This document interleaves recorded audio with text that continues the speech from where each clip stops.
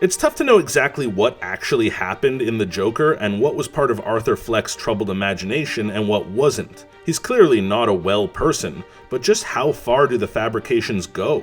What actually happened and what did he make up? Is it possible that 100% of the events of the movie were simply in his head? Actually, yeah, that's entirely possible. Think about it. In the very last scene of the movie, right there at the end, we see Arthur Fleck sitting in a room talking to some sort of medical professional in some kind of an asylum-type establishment.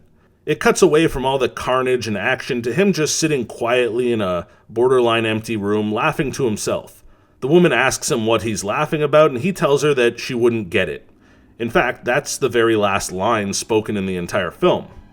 What if, now hear me out on this, that's the only real scene of the whole movie?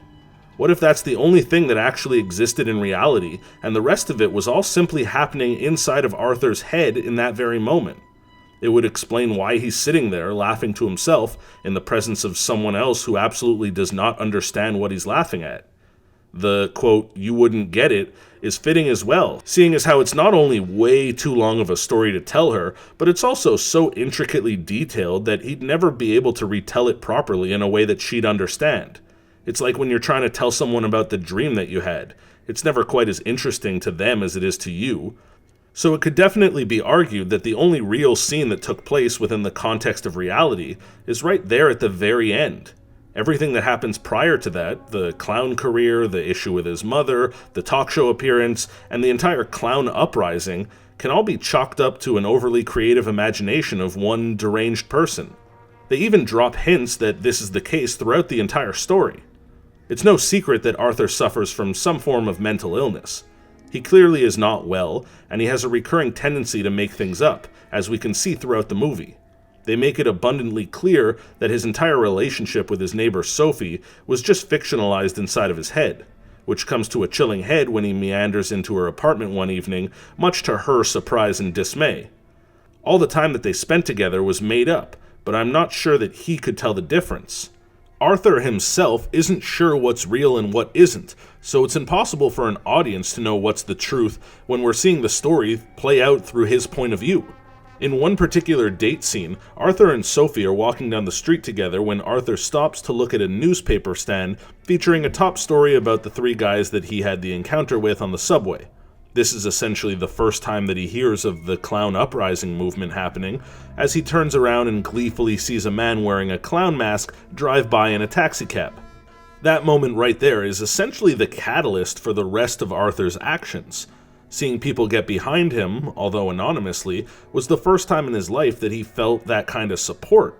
After going through the ringer so often with his boss and his mother and basically everyone in his life treating him like garbage, the moment where he sees someone dressed up as a clown, essentially wearing his jersey with his name on the back, is what lights that flame that begins Arthur's mental transition into the Joker. Only there's one small caveat. That moment where he sees the man in the clown mask happened while on his date with Sophie, and it's well understood that none of his relationship with Sophie was real. So could that clown sighting have been made up as well? Was that moment just another instance of Arthur making up falsehoods and then believing them? It's possible that he just made up that entire scene, meaning that he made up his own motivations for turning into the Joker, and the moment that sparked his newfound persona didn't even actually happen. There's a number of other instances that poke holes in the perceived reality of the film. For example, let's talk about his relationship with his mother. It's a huge part of the plot as Arthur cares for his sick mother and treats her like his responsibility, until he learns that she lied to him about his condition, neglected him and abused him as a child, and isn't even his real birth mother. These sudden, heartbreaking revelations cause Arthur to snap, as he does the unthinkable and actually takes revenge on his quote-unquote mother. He learns all about the awful truth when he steals documents from the mental hospital and the file guy. You know, the man who keeps the records. The male figure, the boy who organizes the papers, the paper boy, yeah. So Arthur steals that folder from Paperboy, and it's within those documents that he learns the difficult truth about his past life. Now, first of all, it's somewhat believable that through PTSD he'd have shut out all those awful memories and blocked them out. However, if his mother was in fact so unwell, then how on earth was she ever given the approval to adopt a child? It's fascinating that the papers also state that Arthur's real biological parents aren't known, which fits in well with the traditional Joker backstory. Penny Fleck insists that Arthur is her son, and that the father is notable rich and powerful person Thomas Wayne. Seeing as how Wayne is an undeniable dirtbag, it wouldn't be entirely impossible for him to have an illegitimate son and then cover it up, perhaps even fudging some medical records in the process to cover his tracks. This is one of those instances where it's just impossible to tell what the truth really is. Arthur's parents could absolutely be Penny Fleck and Thomas Wayne, which would interestingly enough make him Batman's half-brother.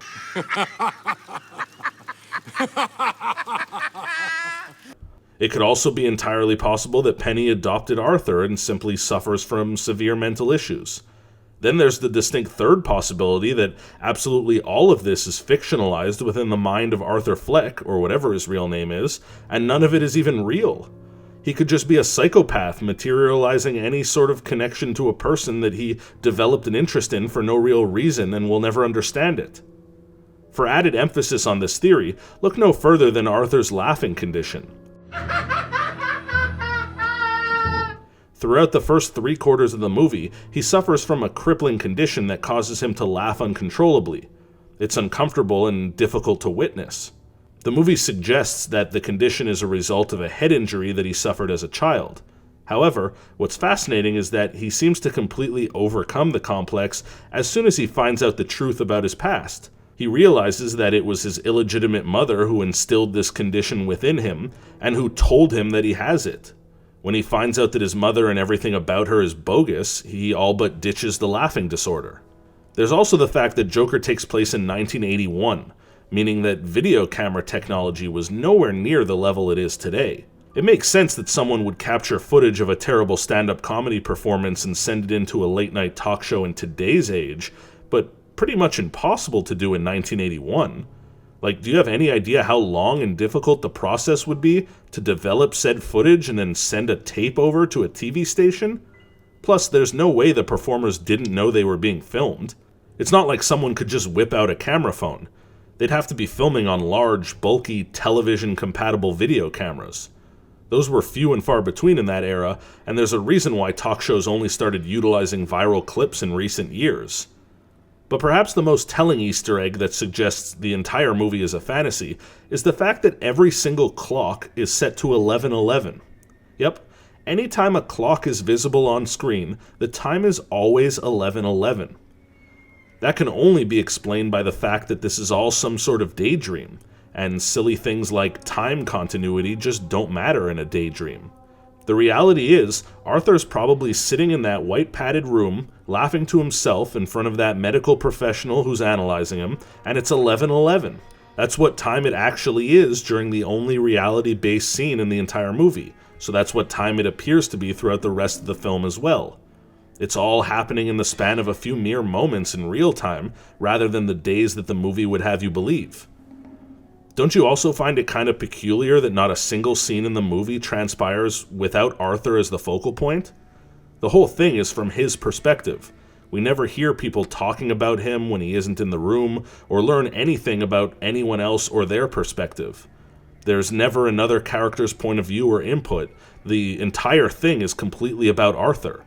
Sure, you could argue that he's the main character of the movie, and I wouldn't disagree with that, but it's still rare to find a movie that's 100% about one single character the way this one is. He's the narrator of the story, yet an unreliable one at that, calling into question the validity of the entire story. Also, why does he get in the fridge? I don't even have a theory about that one or any sort of explanation. He just gets into the fridge at one point and then it cuts away and they never mention it again. Can someone explain that one to me? Leave a comment in the section down below with your best guess as to why he did that. Also, let us know your thoughts about this whole theory and if the movie actually happened. How much of it was real and how much did he imagine? All it takes is one bad day. That's how far the world is from where I am. Just one bad day. Also, before you go, make sure to smash that thumbs up button, and if you haven't already, be sure to subscribe to ScreenRant to stay up to date on all of our latest releases. Until next time, bye!